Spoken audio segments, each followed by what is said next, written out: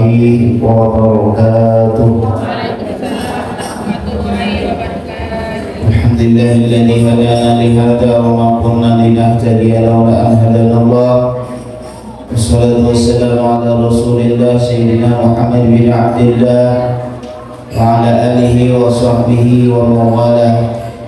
Subhanaka la ilma lana illa ma 'allamtana innaka antal alimul hakim. Wala haula wala quwwata illa billahil aliyyil azim. Rabbi shrah li sadri wa yassir li amri wahlul 'uqdatam min lisani yafqahu qawli. Alhamdulillah, bersyukur kehadirat Allah Subhanahu wa taala yang mana hari ini di hari yang dimuliakan oleh Allah Sayyidul Ayyam wa 'idul muslimin, penghulunya hari, rajanya hari, dan hari rayanya orang-orang Islam. Kita dikumpulkan oleh Allah Subhanahu wa taala di tempat yang mulia, yaitu rumah Allah. Mudah-mudahan kumpulan kita ini kumpulan yang dikasihani oleh Allah Subhanahu wa taala. Amin. Mudah-mudahan dosa kita diampuni oleh Allah, dosa kedua orang tua kita, dosa saudara-saudara kita orang beriman. Mudah-mudahan semua penyakit kita, baik penyakit zahir ataupun batin, diangkat oleh Allah Subhanahu wa taala. Mudah-mudahan pekerjaan kita dimudahkan oleh Allah Subhanahu wa taala. Dan intinya mudah-mudahan kita semuanya dimatikan dengan mati husnul khatimah. Amin amin ya rabbal alamin. Ya Allah biha ya Allah biha ya Allah bi husnul khatimah. Amin ya rabbal alamin.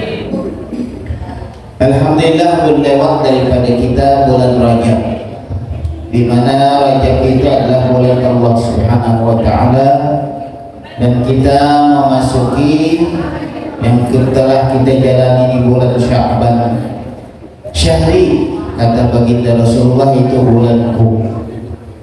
Dan mudah-mudahan Allah Subhanahu wa taala menyehatkan, memanjangkan kita masuk nanti kita di bulan untuk diberikan kepada kita, yaitu bulan Ramadan. Amin ya rabbal alamin. Insyaallah malam Minggu atau Ahad nanti kita nisfu. Arti nisfu itu bahasa Arab, bahasa kitanya separuh daripada bulan, setengah. Jadi 15 hari. Biasanya bila nisfunya Minggu, puasanya Senin. Puasa bulan Ramadan insyaallah Senin. Jadi di dalam nisfu Sya'ban itu 300 rahmat, 300 maghfirah itu diberikan oleh Allah Subhanahu wa taala kepada orang-orang yang ibadah kepada Allah Subhanahu wa taala, orang yang meminta kepada Allah Subhanahu wa taala. Jadi 95% orang itu akan diijabahkan oleh Allah Subhanahu wa taala, tetapi dengan syarat. Satu, kalau dia laki-laki harus dia bakti kepada kedua orang tuanya. Ridha Allah, ridhal walidain, wa suhtullah, suhtul walidain. Ridhanya Allah terletak keridhaan orang tuanya. Murkanya Allah terletak kepada murkanya kedua orang tua. Jadi syaratnya bagi laki-laki itu harus wajib dia bakti kepada kedua orang tuanya.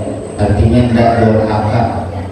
Di mana dulu kalau sudah orang tua ulun wafat, kita ziarahi. Kalau dia dekat, kalau dia jauh, kita doakan dia. Kalau ibu-ibu itu wajib taat dia kepada suaminya. Kalau dia tidak taat kepada suaminya, maka doa nisfu Sya'ban tidak akan diterima oleh Allah Subhanahu wa taala.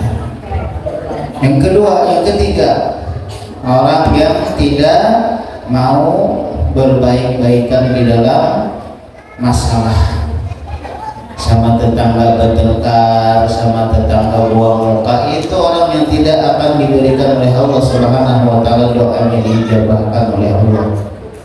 Orang yang memecah belah tidak akan diijabahkan oleh Allah Subhanahu wa taala. Ya, jadi bila ada antara kita kesalahan-kesalahan yang mungkin nantinya kita nisfu Sa'ban tidak diijabahkan oleh Gusti Allah, maka kita bertaubat. Apabila dengan tetangga, kita dengan tetangga berbaik-baikan. Apabila kita memecah belah, satukanlah mereka. Apabila kita ada tidak bakti dengan kedua orang tua, sungkemlah kita, minta ampunlah kita. Apabila tidak berbakti kepada suami kita, minta ampunlah kita kepada suami kita. Kalau di luar-luarnya itu mungkin insya Allah tidak terjadi. Orang mengakalkan, mabuk, mungkin ibu-ibu tidak lah. Mana sih ibu-ibu mabuk? Kan tidak mungkin. Mengakalkan zina tidak mungkin lah. Yang di awal tadi mungkin kita ada kesalahan. Mungkin ada salah dengan bapaknya, salah dengan kedua orang tuanya, salah dengan tetangga, mungkin itu yang kita banyak kesalahan. Mudah-mudahan sebelum nisfu kita dapat memperbaikinya agar doa kita diijabahkan oleh Allah Subhanahu wa taala. Jangan lupa baca tasbih Nabi Yunus 2375. Apa bacaannya? Tasbih Nabi Yunus. La ilaha illa anta subhanaka inni kuntu minadh dhalimin. Tidak sampai sejam buat baca itu. Bujur sampai sejam. Kecuali sampai baca la ilaha illa anta subhanaka inni kuntu minadh dhalimin. Tuh tengah malam belum selesai habis isya. Bisa lah bacanya diringkit-ringkit. Habis maghrib 100, habis isya 100, istirahat dulu 100 lagi boleh, asal jangan tidak habis. Ini banyak kejadian orang-orang yang baca disepelekan tasbih Nabi Yunus ini tidak habis, umurnya pendek, umurnya pendek. Adik ulun kan dulu pas malam minggu aku baca tasbih baru jadi 500, ketiduran sampai subuh. Sudah terlambat aku udah baca lagi, tapi memang umur udah sampai setahun. Kan bila sempian baca itu tasbih setahun diberi kebebasan. Habis itu nisfu, menyampai nisfu akan datang, insya Allah kita masih panjang umur. Ibu ulun kemarin tuh pas nisfu udah habis juga baca. Aku istirahat dulu ya, capek, uyuh, ketiduran, habis lama baca. Nah tadi aku kalau sampai tahu berguling. Kenapa jangan sampai setahun menyampai kepada nisfu berikutnya sudah meninggal, habis selesai haji meninggalnya. Nanti diberi kesempatan tuh sekitar 3 bulan lah. Jadi ibu-ibu mau panjang umur baca nanti tasbihnya. Mau ada panjang umur. Ini ada kok guru boleh melihat muka-muka yang takut mati ini. Dulu takutan boleh mati apa sama ular? Apa kan? Kenapa sampai anda mau anda pakai sampo? Mati itu pasti terjadi. Ya disebabkan ya kita lah lupa baca tasbih mungkin.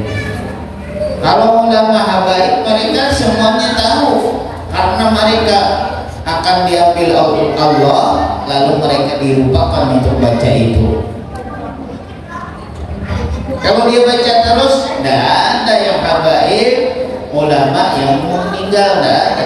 Ini amalan satu waktu ke waktu yang sampai tidak mau mati, mau saya ulun balik kasih amalan. Habis sampai sholat 5 waktu, seumpamanya ini asar sholat, habis salam sampai wirid, habis wirid baca yang di Maulid Habsyi, laqad ja'akum rasulun min anfusikum azizun 'alaihi ma 'anittum harisun 'alaikum bil mu'minina raufur rahim. 3 kali sampean umur sampean sampai maghrib ndak mati. Kenapa ketahuan? Sampai maghrib aja Pak. Habis maghrib baca lagi ke isya ndak mati lagi. Isya baca ke subuh ndak mati. Kalau sampean baca terus kapan matinya? Ndak bakalan mati. Tapi namanya ajal, sampean nanti lupa bacanya. Dan tanah malaikat Israel, ini kesempatan orang udah baca terus, tapi kita sering baca, ingat Gusti Allah, insya Allah mati kita mati husnul khotimah. Nah, jadi di dalam sahabat mintalah benar-benar kepada Allah, khusyuk kita minta kepada Allah. Kalau 3 ini dikabulkan oleh Gusti Allah, betapa senangnya kita, betapa gembiranya, betapa mulianya kita di dunia sampai akhirat. Pertama, minta panjangkan umur untuk ibadah kepada Allah. Kedua, minta banyakkan harta yang halal untuk bakal ibadah kepada Allah. Dapat tadinya banyak halal, kasihnya ke mushola, kasihnya ke masjid, kasihnya ke madrasah. Dia berdagang sukses, hartanya banyak dengan di jalan Allah halal, dia akan tidak enggan untuk mengeluarkannya. Yang ketiga, dia minta kepada Gusti Allah untuk supaya dimatikan dengan mati husnul khotimah. Sampai mati di kebun tetap ingat dengan Gusti Allah, husnul khotimah.